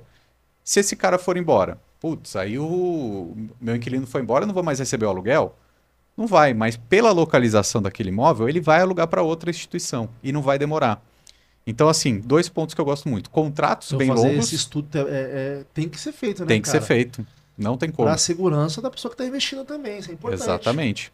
Isso é importante. Poxa, se for ver shopping, tem um rapaz que a gente recebeu aqui, no Jacinto, Sei, sei. especialista em fundos imobiliários. Ele falou assim, pô, cara, eu investi num shopping lá, eu acho que é Vitória, só tinha esse shopping na cidade. Então, pô, é um bom investimento, né, cara? Você vê, só tem esse Exatamente. shopping. Então é Exatamente. legal a pesua ter esse viés e falar assim, não, cara, tem que ter essa estratégia, eu tenho que ver certinho É. se tem ponto de ônibus, tem metrô, se tem perto de algumas coisas. Um setor que sofreu muito nesses últimos anos, setor de escritórios. São os fundos Exatamente. imobiliários de lajes corporativas. Da pandemia, né? Teve a pandemia, muita gente foi para home office, agora está se estabilizando uma ideia mais híbrida. E aí o que, que aconteceu? Vários imóveis ficaram vagos. Várias empresas entregaram grandes lajes e agora estão indo para locais menores, né? Que atende, cada um trabalha de casa, etc., precisa de lugares menores. Então é um setor que sofreu muito, ainda está sofrendo, né? Também, época de taxa de juros altas, os fundos imobiliários andam um pouco mais de lado, às vezes dão uma caída. Então, laje corporativa está muito para trás. É um setor que precisa se reinventar um pouco, mas o que, que a gente vê? Aqueles fundos, aqueles fundos que contêm os melhores prédios, esses aí não estão com vacância. Não, né? Não, porque são áreas muito demandadas, são principalmente aqueles fundos que têm prédios na Faria Lima, em São Paulo, por exemplo, que é uma área muito demandada, e a, a, a técnica ali, a composição técnica desse imóvel, ele é AAA, ele é muito bom, né? Então, eles são os primeiros a serem locados. Aí os imóveis dentro do fundo que estão numa região mais ou menos, que tem mais demanda, não tem tanta gente querendo, esse fundo está sofrendo, porque provavelmente ele está com uma vacância alta, né? Então, são alguns fundamentos, alguns índices técnicos que o investidor precisa olhar, mas, acima de tudo, ele precisa saber que ele está comprando um imóvel, onde como que está o cenário, essa gestão, como que é o histórico dela, remuneração, etc. Tem que fazer uma liçãozinha de casa. Então, é simples, mas tem que fazer, né, cara? Tem que fazer. Você investir no escuro, sabe? Ah, não funciona, comigo não funciona. Pô, mas você não fez tudo de casa, não Sim. pesquisou, não estudou. E para quem está começando em fundos imobiliários, você prefere indicar para as pessoas mais tijolo, mais papel? O que você acha? Acho Ou que, os dois? com certeza, eu acho que para quem está começando a investir em fundos imobiliários, montar uma carteira com talvez metade fundos papéis, metade tijolos, acho que faz sentido. Eu diria para o investidor iniciante comprar pelo menos 5 fundos imobiliários, tá? Quanto custa para comprar um fundo imobiliário? Alguns custam em torno de R$ 10, alguns custam em torno de R$ 100 para comprar uma cota. Por que é ideal comprar pelo menos 5? Para você comprar 5 setores diferentes, porque aí você vai entender um pouco mais sobre cada um desses fundos. Você acaba se obrigando a acompanhar mensalmente cada um deles, né? Então, de repente, você vai comprar um fundo de renda urbana, um fundo de shopping, um de galpão logística e 2 fundos de papéis. Né? Um fundo de papel tem mais contratos atrelados a Selic, o outro mais contratos de IPCA. Você já começa a ter uma carteira diversificada, que é positivo, e você começa até a estudar mensalmente sobre esses fundos, né? Porque aí você começa a fazer essa lição de casa, né? Hoje em dia, na internet mesmo, a gente tem muito conteúdo, né? As próprias gestoras disponibilizam relatórios gerenciais todos os meses, que é um PDF que você entra lá no site desse fundo que você investiu, você se cadastra, você entra no mailing da gestora, todo mês você recebe no seu e-mail esse relatório. Então você começa a entender, pô, mas eu já tenho bastante dinheiro investido, não estou mais começando. Talvez 10 fundos imobiliários, 12, não muito mais que isso também. Porque aí você vai acompanhando e aí você vira realmente um sócio desse empreendimento. Legal isso, né, cara? Sim. Gostoso, né? Boa. Boa. Eu vi uma pergunta no site do Instagram do Thiago Reis, da Suno, hoje, eu falei pra você. O cara falou assim, pô, Thiagão, eu gosto muito de fundos imobiliários, eu tenho bastante imóveis físicos. Eu tô pensando em vender tudo e jogar tudo em fundo imobiliário. O que que você acha? Olha, sinceramente, aquelas pessoas que investem em imóvel físico, acho que iriam se encantar se entrassem no mundo dos fundos imobiliários. Você acha que é positivo a pessoa querer vender para investir em fundos imobiliários? A princípio, eu diria que sim. Tá. Obviamente que para cada pessoa tem que ser feita uma análise individual. Quando a gente fala aqui na internet, a gente está falando uma ideia teórica. Teórica, Né? sim, Cada pessoa tem os seus desejos, suas necessidades. Porque às vezes a pessoa fala assim, pô, vou vender minha casa. Só que às vezes a pessoa vende a casa e gasta todo o dinheiro antes de investir no fundo, né? Então, cada pessoa é um mundo, né? Mas assim, se a gente olhar pelos números, tem um índice que se chama Fipesap, né? Que ele mede mais ou menos quanto é o custo de um aluguel nas grandes cidades e em algumas cidades do interior. Eu sei que em São Paulo esse índice está mais ou menos próximo a 0,4% ou 0,5% ao mês. O que isso quer dizer? Quer dizer que se você é dono de um imóvel e você coloca ele para alugar, você ganha mais ou menos 0,5% ao mês de aluguel. Mas, pô, se eu comprar um fundo imobiliário de tijolo, eu vou ganhar 0,8% ao mês. Se eu comprar um fundo de papel, eu vou ganhar 1% ao mês. Então por que eu vou comprar um imóvel físico, ter todo o trabalho de correr atrás de um inquilino, de ficar olhando se precisa de manutenção, se eu posso pegar esse dinheiro todo e diversificar em 10 ou 15 fundos imobiliários diferentes? Fora que às vezes você pode demorar um pouco para arrumar um inquilino, Imagina que problema. ou tem que fazer manutenção. Exatamente. Quando você investe no fundo imobiliário, você tem uma gestão profissional. Então, assim, um imóvel ficou vago. Não é você, pessoa física, que vai correr atrás de um inquilino. Vai ser o seu gestor. Vai ser a gestora que é o trabalho dela e é assim que ela é remunerada. Né? Um trabalho profissional. Poxa, de repente você comprou esse seu imóvel que você conhece muito bem por um preço muito barato e aí você vai vender muito caro. Tá bom, você pode ter conseguido uma barganha, tá? Mas se a gente olhar esse índice que mede a média de grandes cidades, ganhar 0,5% de aluguel de um imóvel não é lá grandes coisas. Ele pode valorizar? Pode. Mas se eu comprar um fundo de tijolo, também pode se valorizar. Enfim, eu não teria um imóvel, eu prefiro investir nos fundos imobiliários porque eu tenho diversificação, eu consigo comprar os melhores imóveis do país em setores que eu não conseguiria, porque eu posso ser um pouquinho dono de um shopping center, um pouquinho dono de um galpão de logística que eu não teria dinheiro para comprar sozinho. O máximo que eu conseguiria comprar provavelmente é um residencial, né, uma casa. Então, investindo em imóveis, eu tenho mais diversificação, possivelmente mais rentabilidade e muita liquidez, porque ele é negociado todos os dias úteis na Bolsa de Valores. Se eu quiser vender uma porçãozinha desses fundos imobiliários, eu consigo. Eu não consigo vender só um cômodo da minha casa. Né? Eu preciso de 50 mil reais, vou vender só o banheiro.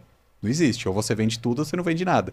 Mas eu consigo vender só uma fatia dos fundos imobiliários. Então, eu acho mais líquido, potencialmente mais rentável e muito mais diversificado. Então, eu venderia. Mas cada pessoa é um mundo. Você venderia. Acho que eu também, cara. Eu tive uma experiência com meu pai. Ele teve um imóvel, né? E acabou alugando esse imóvel, tá? E o inquilino acabou não pagando aluguel. Cara, que problema. 6 meses sem pagar aluguel. Foi na E não pode sair, né, assim rápido, né? Não pode nada, cara. É, Pode imagina nada. que problema. Olha só, imagina, pô, coitado, né? Imagina colocar isso na conta, né? Você ficar 6 meses sem receber nada, ou seja, só recebeu 6% do ano, você não pode nem despejar, Não pode. você não sabe se a pessoa Ele tá, tá com processo. você não sabe se a pessoa tá cuidando bem do seu imóvel ou não. Exatamente. Imagina se ele sai, você tem que fazer uma baita Nossa. manutenção. Eu acho que é uma dor de cabeça um pouco desnecessária, tá? Eu acho que a princípio os fundos imobiliários são melhor. Mas vai falar isso pra pessoa antiga, uma pessoa de 70 anos, de 50 anos. A pessoa vai mandar você cagar.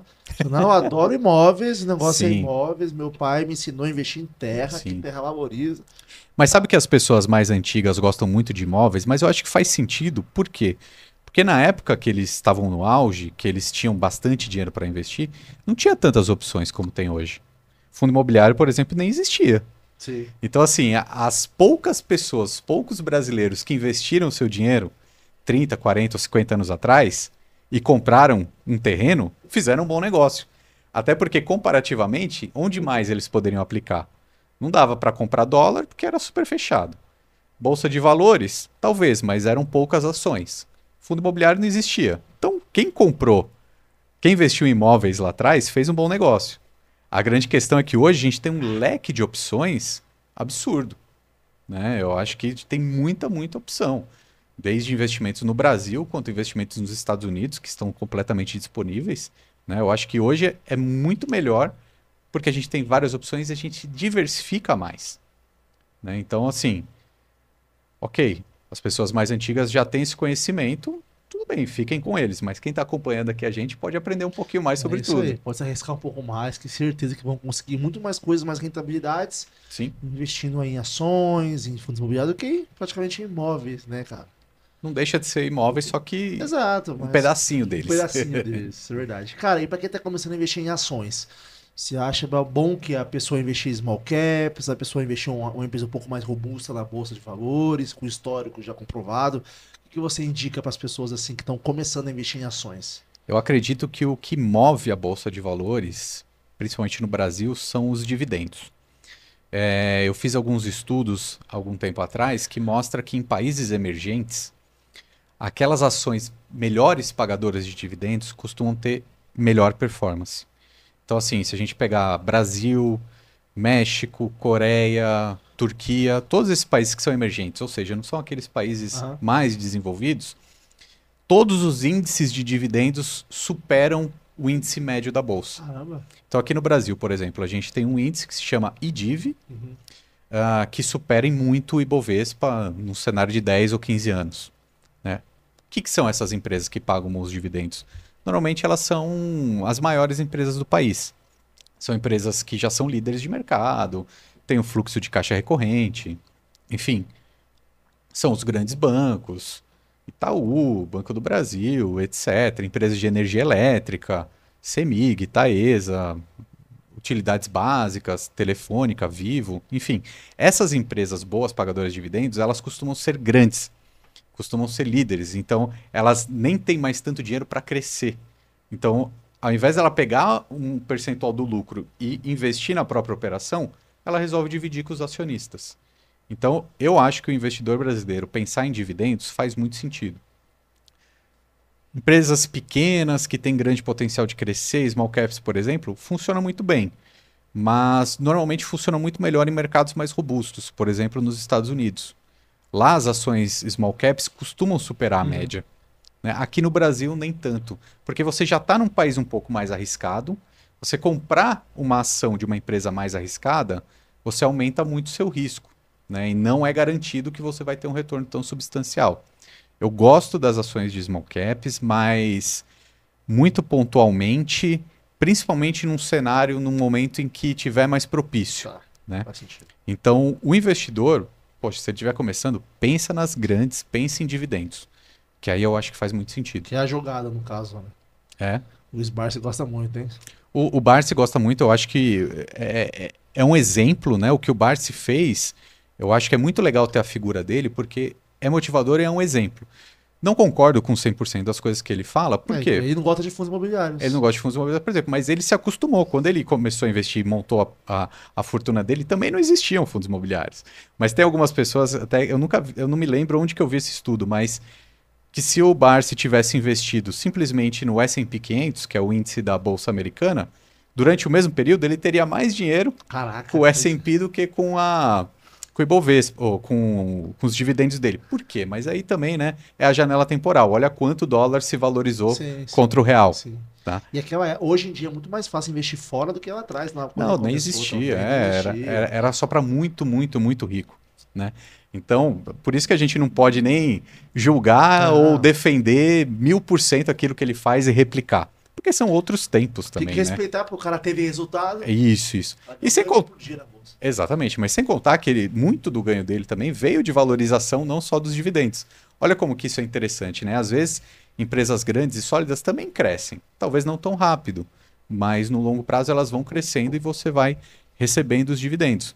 Eu acho que faz sentido, eu acho que o que o Barsi faz é motivador, mas não precisa ser escrito na pedra também. Tudo que ele faz, todo mundo vai seguir.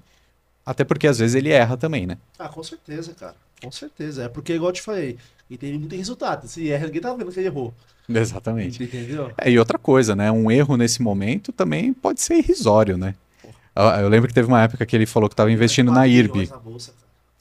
Tem uma época que ele estava investindo na IRB, né? Aquela empresa de resseguros que caiu pra caramba. E ele defende, ele é investidor até hoje.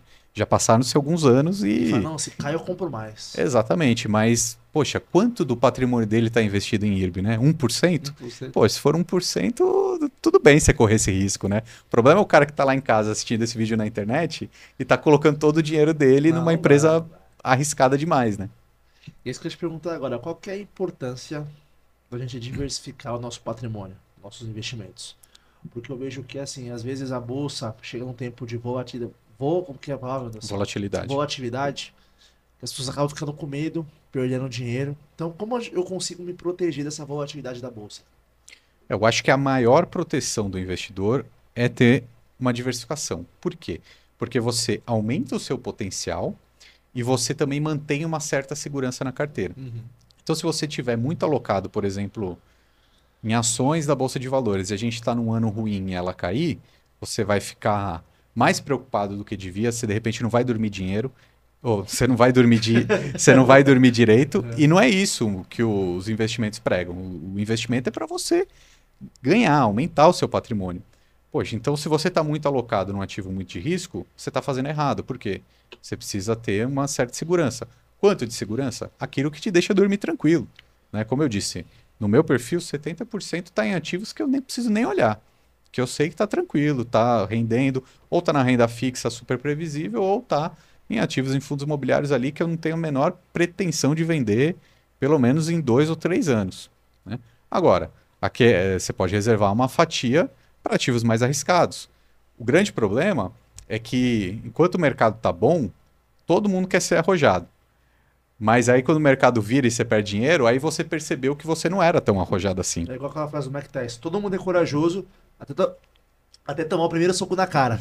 Tomou o soco na cara, não é corajoso Exatamente. mais. Por isso que eu falo que você precisa errar rápido. É verdade, faz sentido. Erra pequeno, erra no começo, porque tudo é aprendizado, né? E assim, eu acho que esse talvez seja até uma ânsia do investidor iniciante querer ganhar muito rápido e multiplicar, comprar uma ação que renda 100% em um ano.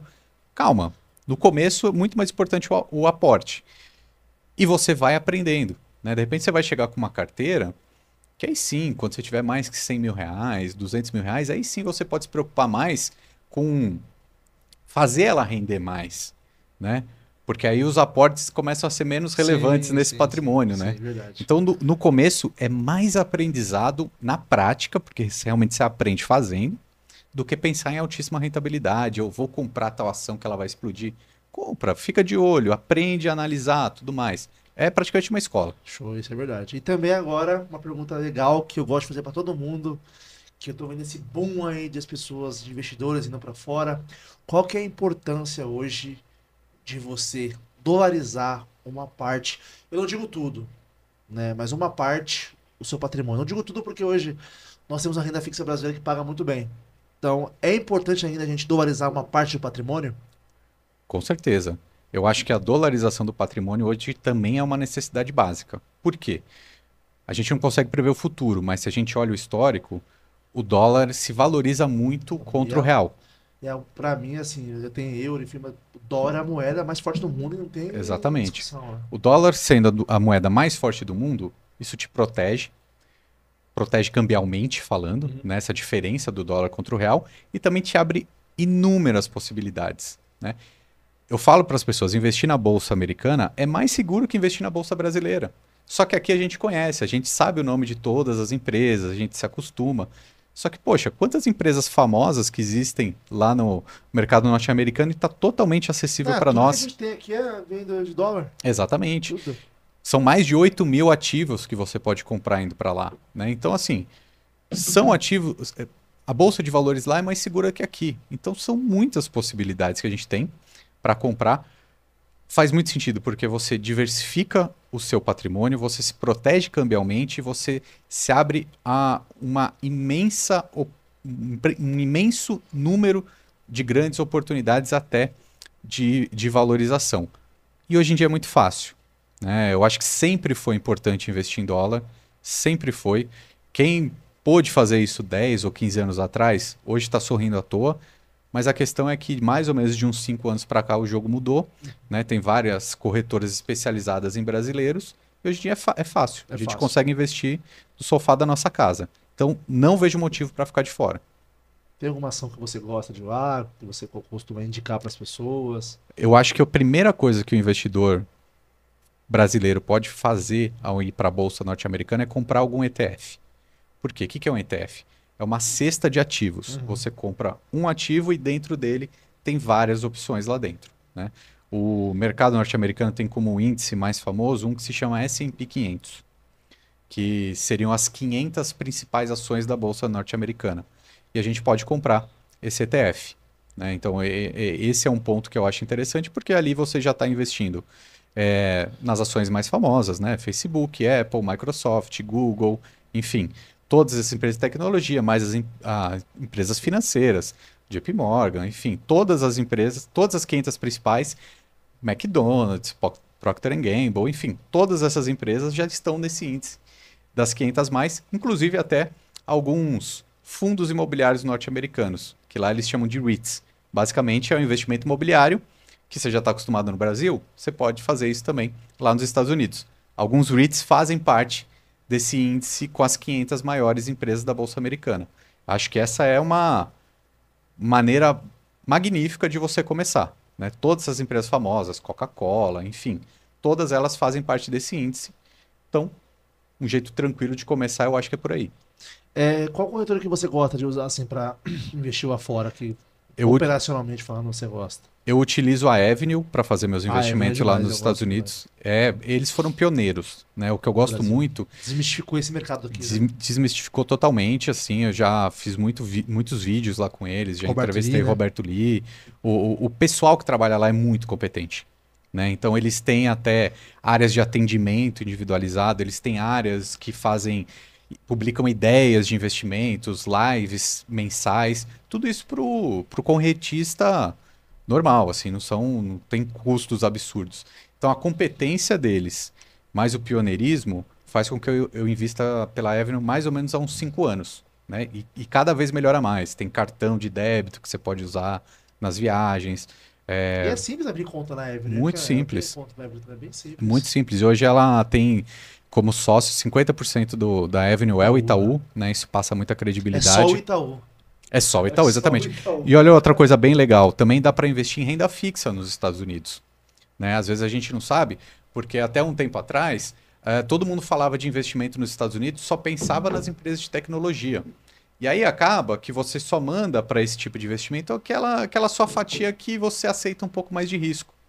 Mas aí é legal que você também consegue investir em renda fixa lá fora.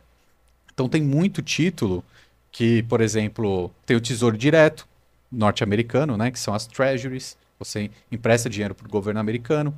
Hoje em dia deve estar pagando algo em torno de 4% ao ano, em dólar, Isso que eu né? ia falar agora, em dólar. Então, assim, às vezes você fala assim, poxa, mas no Brasil paga tanto, mas é em dólar. Tipo, Exatamente. Eu peguei um estudo outro dia mostrando que, se a gente puxar mais ou menos 10 ou 15 anos, na média, o dólar nesse período tem se valorizado algo em torno de 8% ao ano. Poxa, imagina você ganhar essa diferença cambial, mais um mais o título valor. de renda fixa, de repente, que está te pagando 4%, né? Então, não posso ter certeza que no ano que vem o dólar vai subir 8% contra o real? Não tem como saber. 2024 está crescendo 12%, né? Como é que a gente vai prever? Mas a gente consegue manter uma segurança também lá nos Estados Unidos. E isso é bom porque a gente para de pensar só em mandar lá para esse investimento internacional seu dinheiro da fatia de risco. A renda fixa você também pode mandar para lá, porque você tem proteção cambial e uma taxa ok para o investimento mais seguro do mundo, né? Você pode investir em títulos do governo americano ou mesmo de empresas, né? Lá é conhecido como bonds, que Bonds, seriam sim, uma sim. espécie de debenture, como aqui no Brasil, né? Um mercado que está pagando super bem, né? Eu particularmente tenho bonds lá de Microsoft, de Google, são empresas que não vão quebrar. Então, assim, o risco de uma renda fixa é calote. Eu não vou ter calote. Essas empresas têm um rating maior até do que o Brasil, né? Então, é mais seguro investir lá do que investir aqui. Então, isso eu acho uma grande oportunidade. E a Avenue, ela tem uma cesta de opções de ativos de renda fixa gigante. Não é demais. Eu gosto muito da Avenue também, me ajudou muito também. Gosto que você comentou agora. Tem profissionais muito competentes para ajudar os investidores lá, pegar na mão, assim, assim, assim. Eu gosto muito da Avenue, cara. Sim. Falando um pouco de mercado global, o que você vê agora nos próximos meses aí com essas eleições dos Estados Unidos, Donald Trump, Kamala Harris? Você acha que vai mudar muita coisa? Eu acho que é importante. Acho que as eleições norte-americanas com certeza movimentam o mundo. Mas quando a gente olha o histórico também, isso é bem importante, né? Até como a economia americana, Banco Central americano é muito independente, né? Lá cada estado também tem as suas regras. A eleição presidencial é importante? Pra caramba. Mas para os investidores, independente se é democrata ou republicano, a bolsa de valores americana sobe no longo prazo, em todos os períodos. Então, assim, é importante a gente ver, sim. Eu vou esperar o resultado para investir lá fora? De jeito nenhum, porque independente de quem ganhar, vai continuar sendo interessante. Principalmente porque bolsa de valores segue o lucro das empresas. E as empresas continuam lucrando. Sejam elas empresas de inteligência artificial, sejam elas do setor financeiro, do setor de commodities ou mesmo setor imobiliário, né? Algumas podem render mais ou menos, mas vai continuar sendo interessante. Esse é o ponto. Quem você acha que leva? Cara, tá completamente empatado, Inclusive, né? tem um site lá nos Estados Unidos, acho que é de aposta. É, Você já viu esse eu vi. site? Eu vi isso hoje, né? Que nos últimos dias, assim, a chance do Trump aumentou, né? Nessa casa de apostas. Mas a gente olha as pesquisas lá, tá mostrando muita igualdade. E lá nos Estados Unidos é muito diferente, porque lá não adianta você ter maioria, né? Porque, por exemplo, teve uma pesquisa lá que eu vi hoje que colocou que a Kamala Harris tem 46% dos votos e o Trump 43%. Mas não importa, porque não é voto total, é colégio eleitoral. Colégio eleitoral, verdade. Então, quem vai decidir? Aqueles 6 estados pêndulos que está empatado. Então, só no dia da eleição mesmo que a gente vai saber. E agora tá o Elon Musk também apoiando agora o Trump. Sim, Foi no discurso do comício do Trump agora lá, fez, que levou o tiro, acho que é Pensilvânia, não sei o nome.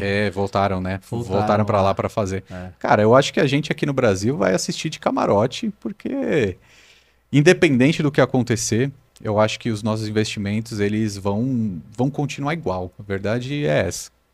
E falando um pouco de segurança, você comentou que o dólar traz um pouco de segurança aí pro investidor, que é a moeda mais forte do mundo. Como que você vê o Bitcoin? Você vê que o Bitcoin também é uma segurança para o investidor também? Inclusive Olha, aqueles investidores que moram em países como Venezuela, enfim. sim, Então, é eu, uma segurança, né? eu gosto muito do investimento em Bitcoin, né? Eu acho que ele Criptomoeda. já se provou, né? Agora, depois de muitos, muitos anos, eu demorei para começar a investir em Bitcoin também, porque eu achava que era algo muito arriscado, algo passageiro, mas eu acho que esse ano de 2024 foi muito importante porque houve uma certa institucionalização do Bitcoin, né? Até pela aprovação dos ETFs lá pela SEC norte-americana, né? A agência É a reguladora, CVM lá, né? a CVM deles. Isso trouxe mais credibilidade para o mercado. O Bitcoin em si, acho que ele é um ativo muito volátil. Não necessariamente ele vai te proteger de quedas ou correlações. Quando a Bolsa Americana cai, o Bitcoin tem caído também. Mas o Bitcoin em si, por ele ser escasso, eu acho que torna ele muito atrativo. Ou seja, o que é escasso, né? Ele só pode ser produzido até 21 milhões de unidades e isso está acabando. Então, assim, mercado de criptomoedas, acho interessante, mas muito, muito volátil e muito arriscado, né? Isso falando das outras moedas, né? Ethereum, Solana e etc. Num ciclo de alta faz muito sentido. Eu não acho que o investidor tem que fechar os olhos para isso, tá? Eu acho que é uma tecnologia que veio para ficar, é um mercado que está crescendo demais, muito grande para ser ignorado. Agora, preservar para o longo prazo, aí eu acho que o Bitcoin pela sua escassez. Todas as outras criptomoedas você pode comprar, vender, dependendo do mercado. O Bitcoin eu acho que é algo para segurar, porque isso pode valer muito no futuro. E falando um pouco de diversificação de porcentagem de carteira, acho que é seguro manter quantos, mais ou menos, assim, por cento da sua carteira em Ótimo. Bitcoin? Hoje na minha ideia de investimentos, algo em torno de 2 a 5% em criptomoedas aumenta muito a sua relação risco-retorno, tá? Até 10%, tá? Não, não acho, 10%? eu particularmente não acho que seja viável ter muito mais que isso, tá? A não ser que você seja um conhecedor profundo desse mercado, goste mais desse mercado do que o tradicional, né? Por que que eu digo até 10%? Porque esse é um tipo de mercado que ele tem um potencial de valorização muito grande. Eu particularmente comecei assim, eu coloquei 2% do meu dinheiro, aí depois eu coloquei 5%, de repente virou 10% pela valorização que teve. Só que eu ainda não acho que é hora de vender. Então na minha carteira, mais Você ou acha que, menos, você acha que sobe mais? eu acho que ainda sobe, eu acho que ainda tem um gatilho desse bull run, né? Ou seja, ainda não chegou o momento de alta totalmente, né? Pela própria institucionalização e a queda de juros norte-americana que começou agora, que ainda deve ser intensificada até o ano que vem, né? Eu acho que isso é positivo para ativos de risco.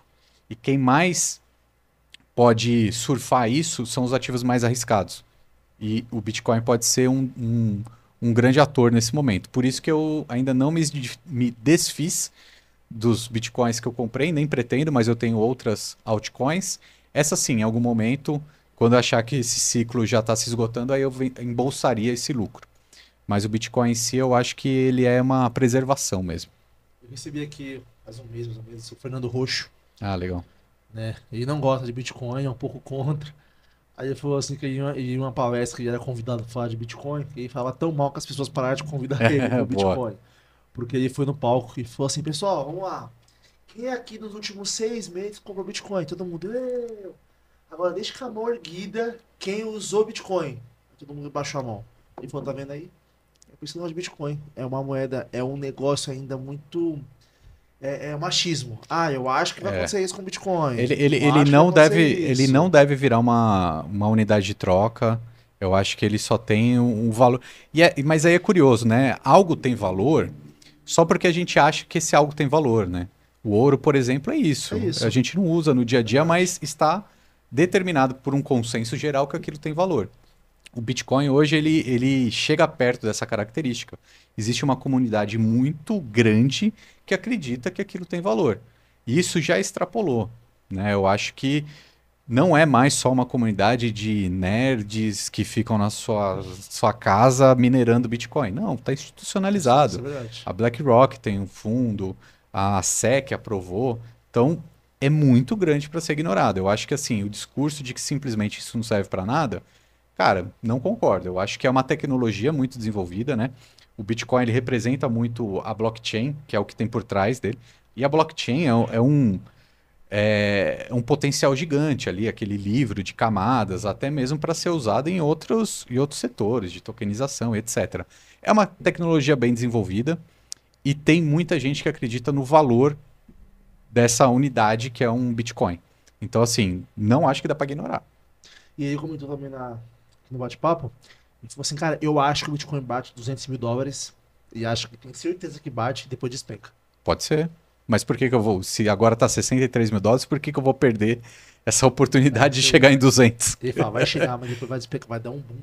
Vai afundar, vai crash. Eu gosto de falar do crash. Vai Sim. cair bastante, a galera vai perder dinheiro. Ah, já chegou a cair muito, já chegou a Já, cair já, com já. mais de 70%. Já, já. Eu acho que vale essa ressalva, né? Isso é importante. Por isso que a gente sempre fala para não colocar muito dinheiro e em algum momento pode fazer sentido sair, vender, né? É, Uma coisa muito preocupante, a gente tem mais investidores em criptomoedas no Brasil do que investidores na bolsa de valores, né? Então, quem compra criptomoeda achando que vai multiplicar o seu dinheiro da noite para o dia, praticamente uma aposta, aí eu acho que é um investimento errado, sabe? Porque você se expõe muito a um risco e depois você vai acabar se traumatizando. Ricardo, é mais grave ainda. Existe mais É, pessoas jogando tigrinho do que na Bolsa de Valores. Saiu sim. esse estudo recentemente, É, cara. é porque é É mais uma. grave ainda. Exatamente, é uma ganância, né? Assim, enfim, essa ideia que está completamente errada de achar que você vai ficar rico da noite para o dia, tá? É muito mais provável que você fique pobre da noite para o dia. Você vê essa galera hoje em dia, poxa, apostando por querer ganhar essas bets dominando o Brasil aí, futebol brasileiro. É só bet, bet, bet. Sim, Você vê as pessoas hoje usando dinheiro de Bolsa Família pra jogar em bet, apostar em bet. Então, cara, hoje em dia a gente tá vivendo num mundo, hoje, num cenário que as pessoas hoje estão muito imediatistas, né, cara? A pessoa quer dinheiro sem dúvida. agora, quer multiplicar o patrimônio, quer ter a liberdade financeira em um ano, em um mês. E é difícil, né, cara? Não, Pô, vai trabalhar, cara, vai investir dinheiro, pô. é Sai disso aí. impossível, na verdade, né? Mas, por outro lado, tem muito espaço até para a gente É isso aí. conversar, a gente passar muitas lições pro pessoal. Eu costumo falar que, assim, ganhar dinheiro no curto prazo é dificílimo. Principalmente quando a gente fala de investimentos e bolsa de valores. Agora, para o longo prazo é muito fácil, né? Basta você seguir essa estratégia de poupar e investir todos os meses e aí automaticamente você vai aprendendo mais sobre cada tipo de investimento e chegando a conclusões e chegando aos seus objetivos. Mas quando você quer acelerar demais isso, você tem mais chance de perder do que ganhar. Ah, isso é Então precisa verdade. ter calma, tranquilidade e disciplina. Quando dá um passo de maior que a perna da cãibra, né, cara? Sim, Isso aí. Ricardo, que bate-papo foda, cara. boa, Poxa, brigadão pela sua participação. Foi demais aqui. legal. Eu que Vou fazer agradeço. diversos cortes seu aí, postar nas redes Boa, sociais aí. Pô, gostei muito de você. legal, cara, Você é muito valeu. simpático. Brigadão mesmo, cara, pela sua participação. Eu que agradeço, Agora, velho. pra encerrar, eu queria que você desse um recado aí pra galera que tá nos assistindo agora. Pra quem quer começar a investir, né, um conselho pra essa nova geração, né, pra tirar a bunda da cadeira e fazer acontecer, que a gente tá vendo uma sociedade hoje em dia muito neném, né? Então Sim, eu queria que boa, você... Pode bater, tá? Não tem nada não. Fica à boa. vontade. Pessoal, então é o seguinte, quanto antes você começar a investir, antes você vai chegar em algum objetivo, algum futuro melhor, tá? Não perde tempo. Por quê? Um pouquinho que você guarde hoje vai ser muito lá na frente. Não pense que vai ficar rico da noite para o dia, mas é um processo. E você tem que começar agora. E pode contar com a gente. É isso aí, pessoal. Espero que vocês tenham gostado desse bate-papo incrível. Invista seu dinheiro, corra desses negócios de ganância, de dinheiro fácil, de tigre, de bet. Isso não funciona. O que funciona é você trabalhar, ralar, investir a sua grana e seguir aqui o Ricardo, seguir o canal do YouTube dele. Vamos deixar aqui embaixo na descrição o seu Instagram, o canal do seu YouTube, que tem muito conteúdo gratuito para as Exato. pessoas começarem a investir, né, Ricardo? Pô, é isso. Muito obrigado. E galera, procurem sempre lá como Lucro FC. Lucro FC, vou É deixar aqui isso. embaixo na descrição. Como se fosse Lucro Futebol Clube. É isso aí. Pode procurar lá que estamos aí. É isso aí, galera. Espero que tenham gostado. Boa noite, fique com Deus. Tchau, tchau.